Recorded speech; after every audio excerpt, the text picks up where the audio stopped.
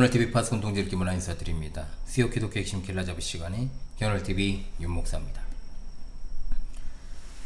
지난 시간에 이어서 웨스트민스터 신앙고백서 소요리 문답 해설을 계속 진행하겠습니다.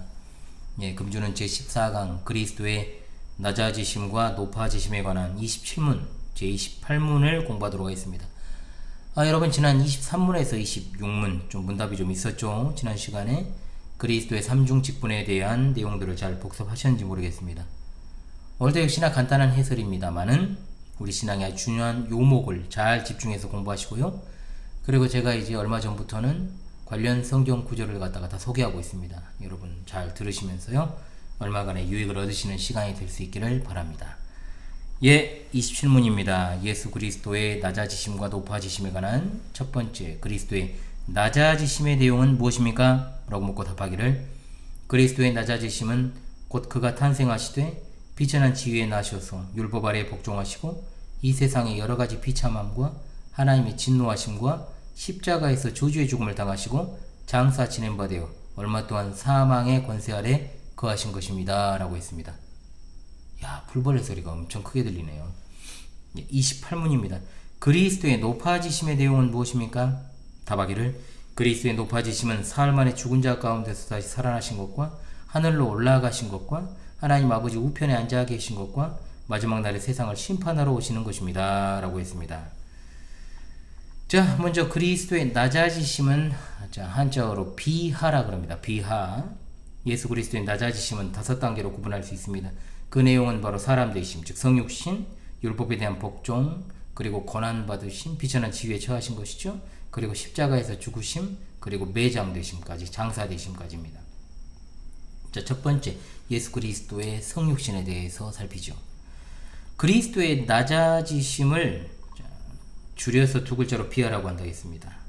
삼위일체의 제2위 되시는 성자 하나님께서 인간의 몸을 입고 오심은 구약 예언의 성취이자 인류 역사상 최대의 사건입니다.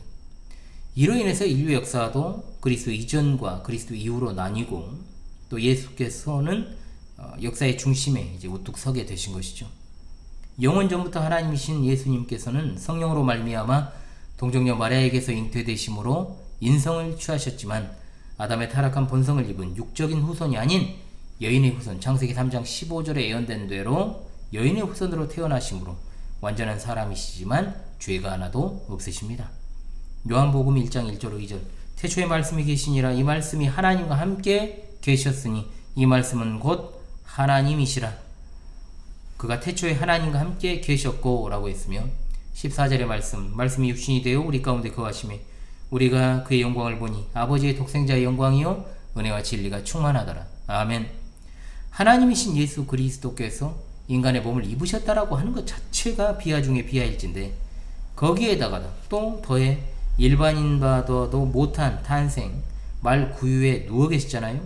이런 과정을 그대로 계시하신 목적은 낮아지심의 끝을 보여주는 것이요 또한 많은 사람을 섬기러 오신 그 목적을 분명하게 보여주는 것입니다.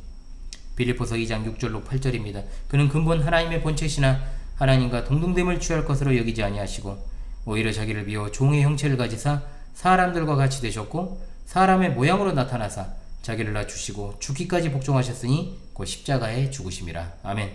누가복음 2장 7절입니다. 첫 아들을 낳아 강보로 싸서 구유에 되었으니 이는 여관에 있을 곳이 없음이러라. 아멘. 예수님의 성육신, 그 낮아지심에 대해서 잘 보여주는 구절입니다. 두 번째, 예수 그리스도의 율법에 대한 복종에 대해서 살핍니다. 율법의 제정자이시며 수여자가 되시는 성자 하나님께서 오히려 그 율법 아래에서 종의 형태를 취하시고 인간에게 요구되는 그 율법에 완전하게 엎드리시고 순종하심으로 율법을 완전케 하셨는데 이것은 예수 그리스도의 비하의 두 번째라고 볼 수 있습니다. 인간의 몸을 입으신 것이 단순하게 인간의 모습만 취한 게 아니라 율법 아래에서 그 율법의 완성과 마침이 되시기 위해 자신을 낮추신 건 실로 우리의 완벽한 대속을 위하심입니다. 갈라디아서 4장 4절의 말씀입니다. 때가 참에 하나님이 그 아들을 보내사 여자에게서 나게 하시고 율법 아래 나게 하신 것은 로마서 5장 19절입니다. 한 사람이 순종하지 아니하므로 많은 사람이 죄인 된 것 같이 한 사람이 순종하심으로 많은 사람이 의인이 되리라. 아멘. 자, 세 번째 단계로 갑니다. 예수 그리스도의 고난당하심입니다. 자, 예수님께서는 인간의 몸만 취하신 것이 아니죠. 보통의 인간이 느끼는 모든 희로애락의 감정, 인류 공통의 삶의 과정, 인간의 연약함을 몸소 체휼하시고 겪으셨습니다. 또한 예수 그리스도의 고난은 예수님의 마지막 생애 마지막에만 집중된 게 아닙니다. 전 생애에 걸쳐서 계속된 고난이었음을 기억해야 됩니다. 일찍이 이사야 선지자는 이렇게 말합니다. 이사야 53장 2절로 3절입니다. 그는 주 앞에서 자라나기를 연한 순 같고 마른 땅에서 나온 뿌리 같아서 고운 모양도 없고 풍채도 없은즉 우리가 보기에 흠모할 만한 아름다운 것이 없도다. 그는 멸시를 받아 사람들에게 버림받았으며 간고를 많이 겪었으며 질고를 하는 자라. 마치 사람들이 그에게서 얼굴을 가리는 것 같이 멸시를 당하였고 우리도 그를 귀히 여기지 아니하였도다. 누가복음 7장 34절입니다. 인자는 와서 먹고 마시매 너희 말이 보라 먹기를 탐하고 포도주를 즐기는 사람이요 세리와 죄인의 친구로다. 누가복음 22장 37절입니다. 내가 너희에게 말하노니 기록된 바 그는 불법자의 동료로 여김을 받았단 말이 내게 이루어져야 하리니 내게 관한 일이 이루어져 가미니라. 본래 예수님의 고난은 그의 육체에 한정된 것이 아니라 그의 정신과 영혼에 이르는 전인적인 고난이었습니다. 특히 택자들의 구원을 위한 대속의 제물로 그분이 느끼는 영혼의 중압감, 고통, 그리고 무엇보다 하나님 아버지로부터 버림받은 그 사실은 인류 가운데 그 누구도 감히 상상조차 못할 무시무시한 영적인 고통이었음을 알아야 됩니다. 마가복음 14장 35절입니다. 전인적 고통이었죠. 조금 나아가서 땅에 엎드려 될 수 있는 대로 이때가 자기에게서 지나가기를 구하여. 마태복음 27장 46절입니다.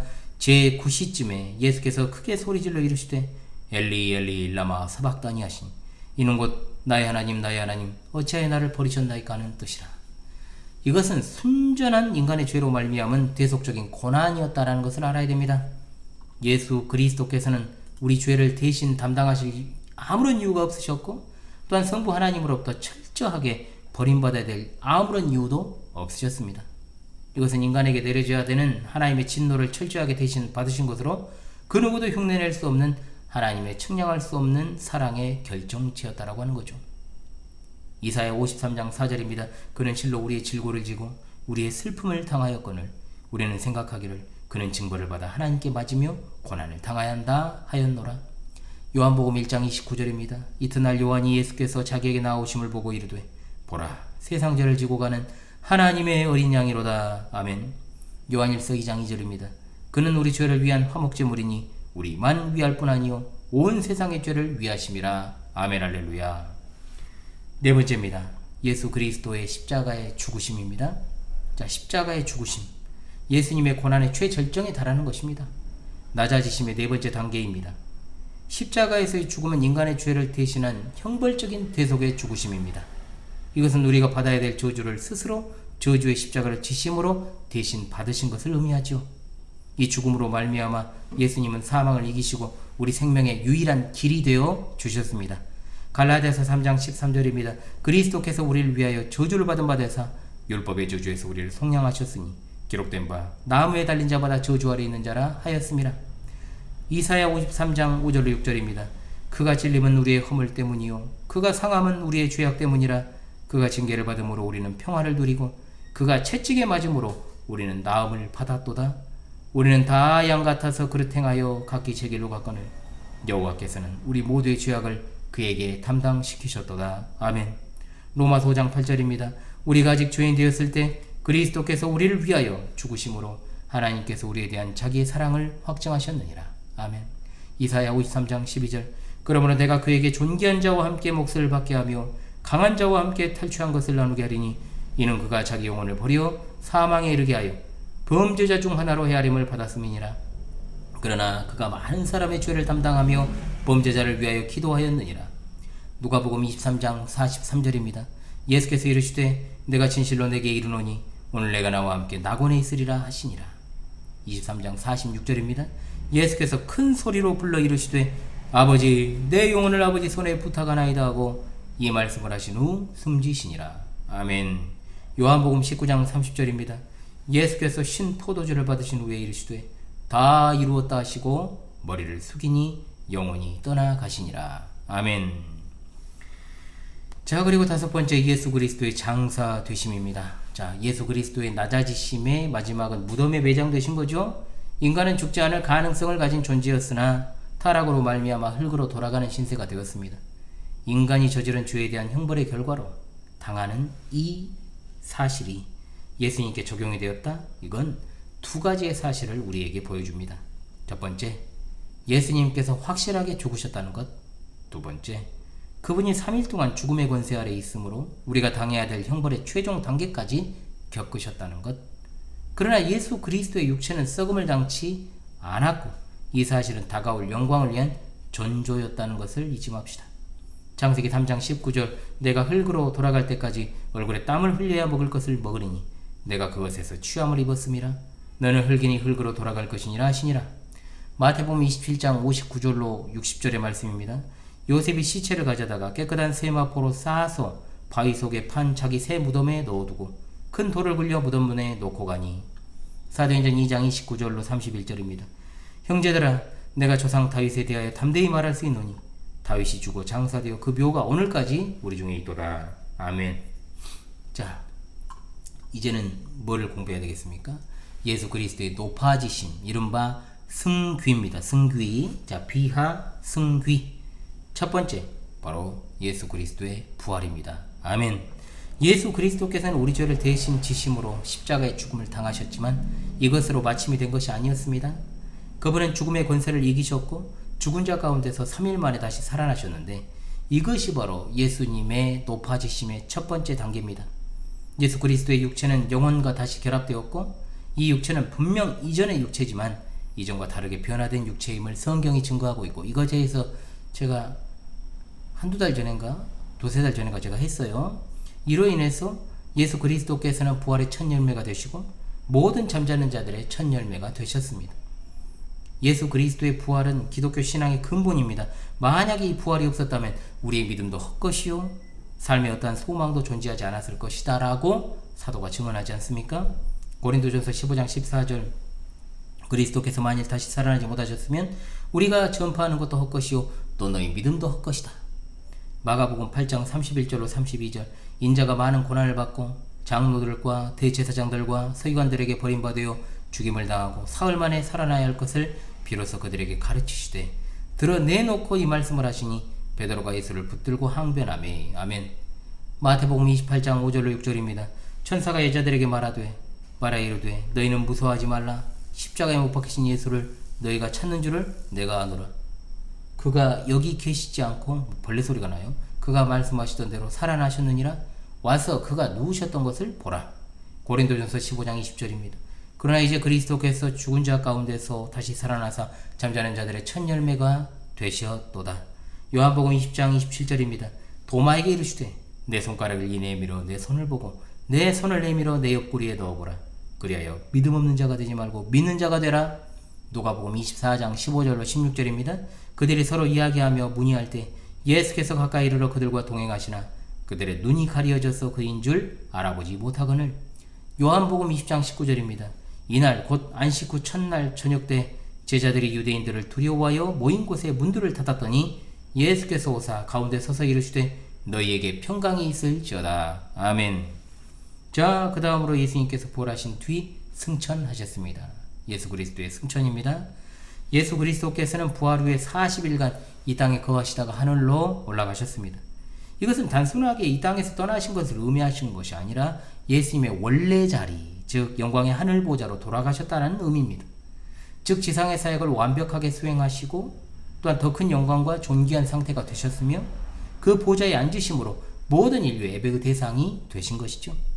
요한복음 16장 28절입니다. 내가 아버지에게서 나와 세상에 왔고 다시 세상을 떠나 아버지께로 가노라 하시니. 사도행전 1장 9절로 11절입니다. 이 말씀을 마치시고 그들이 보는데 올려져 가시니 구름이 그를 가리어 보이지 않게 하더라. 올라가실 때 제자들이 자세히 하늘을 쳐다보고 있는데 흰 옷 입은 두 사람이 그들 곁에 서서라고 했습니다. 디모데전서 3장 16절입니다. 크도다 경건의 비밀이여 그렇지 않다 하는 이 없도다. 그는 육신으로 나타난 바 되시고 영으로 의롭다 하심을 받으시고 천사들에게 보이시고 만국에서 전파되시고 세상에서 믿음 바 되시고 영광 가운데서 올려지셨느니라. 아멘. 자, 예수님께서 승천하신 뒤에 하나님 우편에 앉으셨습니다. 이것은 실제적 문자적으로 어떤 임금자리 오른편을 말하는 것이 아닙니다. 이것의 의미는 하늘과 땅의 모든 권세를 위임받으신 영광의 자리에 오르셨다라는 것을 뜻합니다. 예수 그리스도께서는 그분이 성취하신 구속 사역으로 인하여서 그분의 피값으로 세우신 교회 그리고 모든 우주 만물을 통치하시고 하늘 보좌에서 여전히 그분의 우리가 전주에 공부한 삼중 직분을 수행하십니다. 지난주죠. 베드로전서 3장 22절 말씀. 그는 하늘에 오르사 하나님 우편에 계시니 천사들과 권세들과 능력들이 그에게 복종하느니라. 에베소서 1장 20절로 22절입니다. 그의 능력이 그리스도 안에서 역사하사 죽은 자들 가운데서 다시 살리시고 하늘에서 자기의 오른편에 앉히사 모든 통치와 권세와 능력과 주권과 이 세상뿐 아니라 오는 세상에 일컫는 모든 이름 위에 뛰어나게 하시고 또 만물을 그의 발 아래 복종하게 하시고 그를 만물 위의 교회의 머리로 삼으셨느니라. 아멘. 히브리서 8장 1절 4절 6절입니다. 지금 우리가 하는 말의 요점은 이러한 대제사장이 우리에게 있다는 것이라. 그는 하늘에서 지극히 크신 이의 보좌 우편에 앉으셨으니. 자, 그 다음 4절입니다. 예수께서 만일 땅에 계셨더라면 제사장이 되지 아니하셨을 것이니 이는 율법을 따라 예물을 드리는 제사장이 있음이라. 6절입니다. 그러나 이제 그는 더 아름다운 직분을 얻으셨으니 그는 더 좋은 약속으로 세우신 더 좋은 언약의 중보자니라. 아멘. 자, 네 번째, 예수 그리스도의 재림과 심판입니다. 예수님께서는 인류 마지막 때의 인격적이고 육체적인 재림, 이것이 바로 이제 높아지심의 마지막 단계죠. 인류 최종 순간이 이 재림의 때 예수님께서는 택하신 백성들의 구원을 완성하시고 온 세상을 심판하시며 악인들을 영벌에 처하실 것입니다. 그리고 하늘과 땅의 모든 것들을 그의 권세로 완벽 무결하게 통치하시게 됩니다. 마태복음 26장 64절입니다. 예수께서 이르시되 내가 말하였느니라. 그러나 내가 너에게 이르노니 이후에 인자가 권능의 우편에 앉아있는 것과 하늘 구름을 타고 오는 것을 너희가 보리라 하시니라. 사도행전 1장 9절로 11절 아까 소개했죠. 이 말씀을 마치시고 그들이 보는데 올려져 가신 구름이 그를 가리어 보이지 않게 하더라. 올라가실 때 제자들이 자세히 하늘을 쳐다보고 있는데 흰옷 입은 두 사람이 그들 곁에 서서 이르되 갈릴리 사람들아 어찌하여 서서 하늘을 쳐다보느냐. 너희 가운데 하늘로 올려주신 이 예수는 하늘로 가심을 본 그대로 오시리라 하였느니라. 아멘. 데살로니가전서 4장 16절 주께서 호령과 천사장의 소리와 하나님의 나팔 소리로 친히 하늘로부터 강림하시리니 그리스도 안에서 먼저 죽은 자들이 일어나고. 마태복음 25장 31절로 33절입니다. 인자가 자기 영광으로 모든 천사와 함께 올 때 자기 영광의 보좌에 앉으리니 모든 민족을 그 앞에 모으고 각각 구분하기를 목자가 양과 염소를 구분한 것 같이 하여 양은 그 오른편에 염소는 왼편에 두리라. 아멘. 자, 여러분, 오늘은 예수 그리스도의 낮아지신 신분과 높아진 신분에 대해서 공부를 했어요. 27, 28문답입니다. 여러분 복습 꼭 하시고요. 마무리하면서 27문, 28문을 다시금 묻고 답하며 종료하도록 하겠습니다. 27문입니다. 그리스도의 낮아지심의 내용은 무엇입니까? 답. 그리스도의 낮아지심은 곧 그가 탄생하시되 비천한 지위에 나으셔서 율법 아래 복종하시고 이 세상의 여러가지 비참함과 하나님의 진노하심과 십자가에서 저주의 죽음을 당하시고 장사 지낸 바 되어 얼마 동안 사망의 권세 아래 거하신 것입니다. 28문입니다. 그리스도의 높아지심의 내용은 무엇입니까? 답. 그리스도의 높아지심은 사흘 만에 죽은 자 가운데서 다시 살아나신 것과 하늘로 올라가신 것과 하나님 아버지의 우편에 앉아 계신 것과 마지막 날에 세상을 심판하러 오시는 것입니다. 아멘. 여러분 오늘도 수고하셨습니다. 지금까지 수요 기독교 핵심 겔라잡이 시간에 현호TV 윤목사였습니다. 계속해서 여러분 서유리 문답 해설은 진행이 될 것이고요. 자, 금방금방 진행이 하는 것 같아도 필요한 것들은 보충 수업을 제가 한다라고 했는데 아직까지는 특별히 제가 다뤄야 되겠다 생각드는 것은 별로 없는 것 같습니다. 그러나 혹시나 여러분 좀 보충을 원한다면은 제게 말씀해 주시면 제가 보충 수업을 진행하죠. 다음 주에 뵙도록 하겠습니다. 이번 시간도 수고하셨습니다.